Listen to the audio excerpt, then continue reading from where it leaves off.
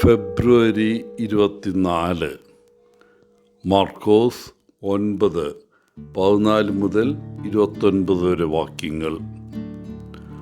3 കുട്ടികളുടെ അമ്മയായ മാർജറിക്ക് 4ാം ഘട്ട ക്യാൻസർ ഉണ്ടെന്ന് കണ്ടെത്തി. ജീവിക്കാൻ മാസങ്ങൾ മാത്രം ശേഷിക്കെ അവൾ പിന്തുണയ്ക്കായി തൻ്റെ വിശ്വാസ സമൂഹത്തിലേക്ക് തിരിഞ്ഞു. ഒരുമിച്ച് അവർ തീക്ഷ്ണമായ പ്രാർത്ഥനാ സെഷനുകളിൽ ഏർപ്പെട്ടു. അവളുടെ മേൽ കൈകൾ വെച്ച് രോഗശാന്തിക്കായി പ്രാർത്ഥിച്ചു. എല്ലാ സാധ്യതകൾക്കും വിരുദ്ധമായി മാർജറി അത്ഭുതം പ്രാപിച്ചു. തുടർന്നുള്ള സ്കാനുകളിൽ ക്യാൻസറിൻ്റെ ഒരു അംശവും കാണിക്കാഞ്ഞപ്പോൾ ഡോക്ടർമാർ അമ്പരന്നു. കൂട്ടായ വിശ്വാസം വഴിയൊരുക്കുന്നത് എങ്ങനെയെന്ന് അവളുടെ കഥ വ്യക്തമാക്കുന്നു.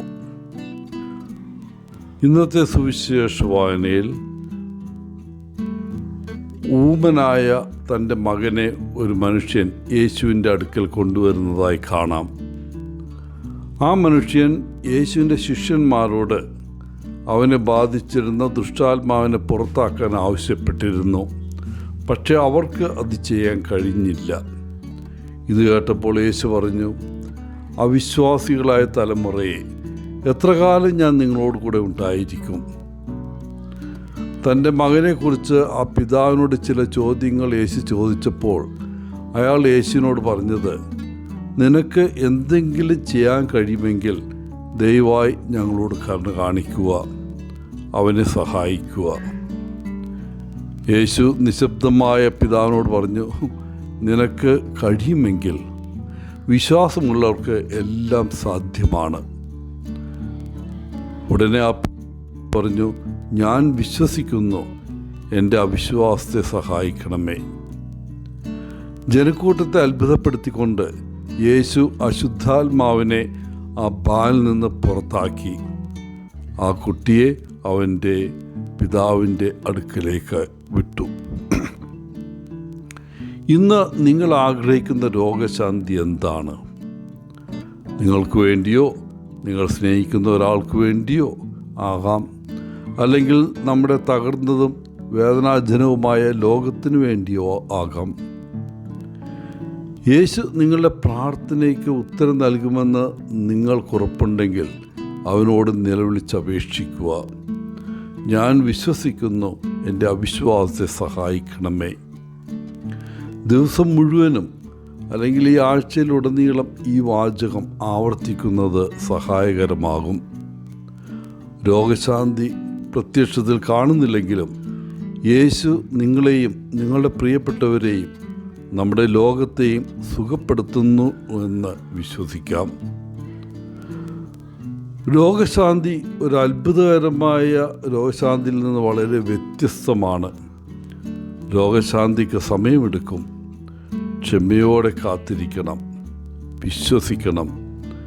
നിങ്ങളുടെ ജീവിതത്തിലോ യേശു സുഖപ്പെടുത്തണമെന്ന് നിങ്ങൾ ആഗ്രഹിക്കുന്ന വ്യക്തിയിലോ ഉള്ള ചെറിയ മാറ്റങ്ങൾ കൂടി ശ്രദ്ധിക്കുക. അപ്പോൾ രോഗശാന്തി നിങ്ങൾക്ക് അനുഭവപ്പെടും. നമ്മുടെ ദൗത്യം നിർവഹിക്കാനുള്ള വഴി യേശു നമുക്ക് കാണിച്ചു തരുന്നു. യേശു എപ്പോഴും പ്രാർത്ഥിക്കാൻ മലയിലേക്ക് പോകുന്നു. ജനക്കൂട്ടത്തിൽ നിന്ന് മാറി നിന്ന് പ്രാർത്ഥിക്കാൻ അവനെപ്പോഴും സമയം കണ്ടെത്തി. ഇത് അവൻ്റെ രോഗശാന്തിയുടെയും ദുർബോധങ്ങളെ പുറത്താക്കലിൽ നിന്നും തൻ്റെ ദൗത്യം വിജയകരമായി പൂർത്തീകരിക്കുന്നതിനും സഹായകമാകുന്നു. മത്തായി 13:58 കാണുന്നത് പോലെ വിശ്വാസമില്ലാതെ കാര്യമായൊന്നും ചെയ്യാൻ സാധിക്കില്ല. യേശു തൻ്റെ ജന്മനാട്ടിൽ ചെന്നപ്പോൾ ആളുകളുടെ അവിശ്വാസം നിരവധി അത്ഭുതങ്ങൾ ചെയ്യാൻ കഴിഞ്ഞില്ല. വിശ്വാസത്തിൻ്റെ ശക്തിയെ ചിത്രീകരിക്കുന്ന നിരവധി കഥകൾ ബൈബിളിലുണ്ട്. ചില ഇൻസ്പിറേഷൻ ബുക്കുകളിലും ഏതൊരു ശ്രമത്തിൻ്റെയും വിജയത്തിലെ പ്രധാന ചാലകമായി വിശ്വാസം അംഗീകരിക്കപ്പെട്ടിരിക്കുന്നു. പ്രിയപ്പെട്ടവരെ, വിശ്വാസത്തോടെ നമുക്കിന്ന് പ്രാർത്ഥിക്കാം.